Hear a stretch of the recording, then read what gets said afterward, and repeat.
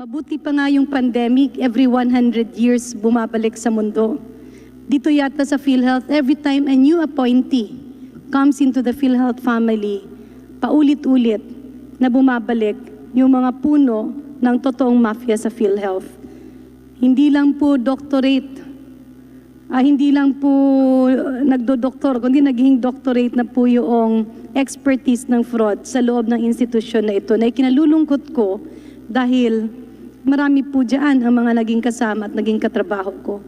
Mr. Chairman, way back 2001, that was actually the peak where fraud in PhilHealth was really discovered. This was mainly due to cataract. And if may we request General Morales and the other PhilHealth officials, because nung pumutok po ang cataract fraud na ito, nagkaroon, kinumission ng Department of Health, yung isang grupo, to come up with a report. That report was called the Seacrest Report. Doon po naka-entail, in detail, how fraud was being committed and where the collusion was actually happening.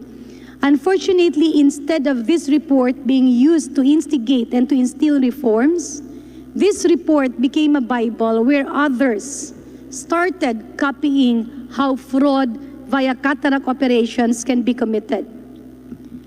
I joined Congress in 2004 at nung pumasok nga ako sa Kongreso, yung laban ng paglilinis ng PhilHealth ay dinala ko sa Kongreso. Fortunately, sometime in the early part of my first term in office, then our former President, Gloria Macapagal-Arroyo, asked me a few important questions and gave the directive for Congress to continue the investigation. Because of this, Secretary Duque, who was then a president of PhilHealth, allowed us to instill reforms related to cataract fraud. Nawala, subalit bumalik, nawawala ulit, bumabalik. That's why, Mr. Chair, I do hope that at this time, permanent reforms will really be installed because it's useless to be investigating. Ilang investigasyon na po ang dinaanan ng PhilHealth pero walang nangyayari dahil bawat panahon na merong bagong ina-appoint, they have mastered the art of fraud. Hindi po totoo na case rates lamang ang problema. Case rates actually simplified the fraud. But prior to case rates, kaliwat kanan na po ang fraud na nangyayari. Unang-una po sa listahan ng mga miyembro. Pangalawa po, sa mga remittances ng PhilHealth Premium. Baka po pwede nating balikan kung ano ang mga nangyari nung panahon na yun. Dahil kung tinitingnan po, just for disclosure, Mr. Chair, I became the chairman of the PhilHealth Board I think in 2015, up to the early part of 2016. Allow me, I'm not sure, but I think that was like 1 year and 4 months. At nung una nga pong pumasok sa PhilHealth, ang una po naming tinutukan ay baguhin ang case rates. A joint committee was organized because there were seemingly a lot of duplications between PhilHealth coverage and the free medicines being distributed by DOH. At ito po ang mga tinanggal. Example, magkakaroon po yung PhilHealth ng coverage na pamimigay sa ating mga rural health centers. These are packages, but the medicines actually covered are the same medicines that are already distributed by DOH for free.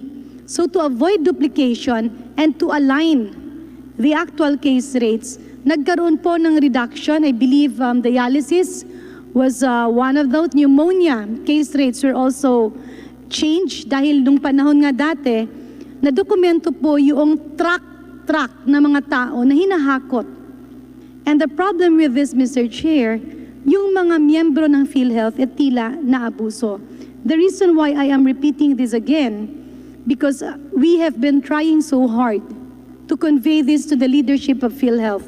Unfortunately, every time the leadership changes, many people are made to believe that fraud does not exist. Kaya kung sa pandemya, kailangan nating tanggapin na totoo ang COVID and we have to coexist in order to solve the problem of this pandemic, Sa PhilHealth naman, kailangan po nating tanggapin that fraud is happening and that there is a syndicate inside, because if the leadership of PhilHealth will not recognize the existence of such syndicate, it will be very difficult to find solutions.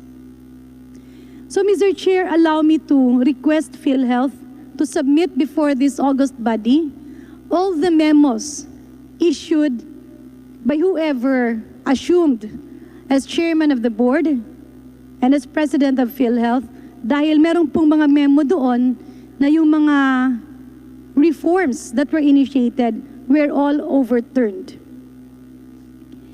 Second, Mr. Chair, sinabi ko po kanina saan po nanggagaling yung fraud. Una, listahan ng mga members. Pangalawa, yung pagpasok po ng pera, yung remittance. Ikatatlo po, yung mga collection, yung mga pagbabayad. If Mr. Chair, may I inquire from General Morales as to the legal basis? I know that he is not directly involved in this, but he can be an instrument in cleansing this institution, which is very vital in terms of public health, because 60 to 70% of our out-of-pocket expenditure is from our own pockets. That remaining 40 to 30%, malaki po ang bagay dyan ng PhilHealth. So may we ask General Morales what the legal basis of the IRM is? General Morales recognized.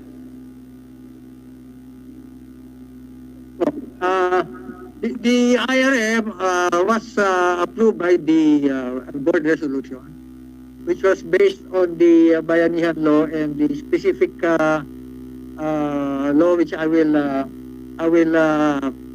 provide. Napakaklaro po eh. Interim reimbursement mechanism. The word speaks for itself. Res ipsa loquitur. Para naman pong, hindi po ba, napakahirap pong intindihin. I am not a lawyer. I have my background on public health financing. Pero basic lang po, ang hirap pong sabihin na kapag sinabing reimbursement, cash advance. Hindi po talaga maitugma yung dalawang, these two words, these two phrases. So if I may, Mr. Chair, may I ask another question? Kanino po ba ang pera ng PhilHealth? Pakiulit po, Mr. Chairman. Mr. Chair, sino po ba ang may-ari ng pera ng PhilHealth? Ang taong bayan may-ari ng pera ng PhilHealth.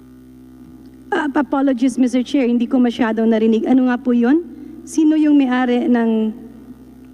Congresswoman Garin, Mr. Chair, ang narinig ko po sa sinabi ng PhilHealth ay taong bayan daw po ang may-ari ng pera ng PhilHealth. General Morales, yes, please. Opo, Mr. Chairman, ang sinabi ko po, ang nagme-may-ari ho ng pera ng PhilHealth ay ang taong bayan po. Mawalang galang na po, Mr. Chair, distinguished colleagues. Dito po siguro nagsisimula ang lahat ng problema. Kung hindi po natin naiintindihan ang talagang nagmamay-ari ng pera ng PhilHealth. Hindi po siya pag-aari ng taong bayan, pag-aari po siya ng mga miyembro ng PhilHealth. Being a public health insurance, that's why its function as an insurance, lahat po ng insurance, nagbibigay ng premium yung mga miyembro. Kapag ikaw ay mga ilangan, yung insurance institusyon na yaan ang magbabayad ng iyong pangangailangan. And this is actually one of the biggest reasons of fraud. Marami po kasi ang umaabuso sa pondo ng PhilHealth sa pag-aakala nila na ito ang ninanakawan nila gobyerno lamang. While government subsidizes the premium of the indigents, when the government pays PhilHealth, that money becomes a money of all the members and the dependents of the Philippine health insurance. Kaya nga po insurance. So babalik po tayo, Honorable Mr. Garin, Chair. last question, please, if Yes. you may. Thank you. Mr. Chair, I would like to pursue the investigation on the legal basis of the IRM.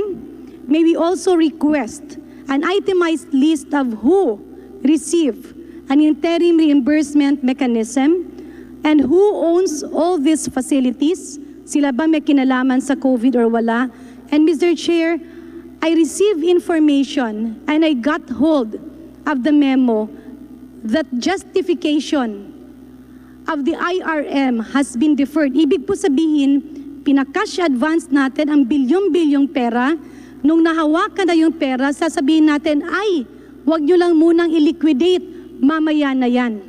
Napakasakit po ng ganito.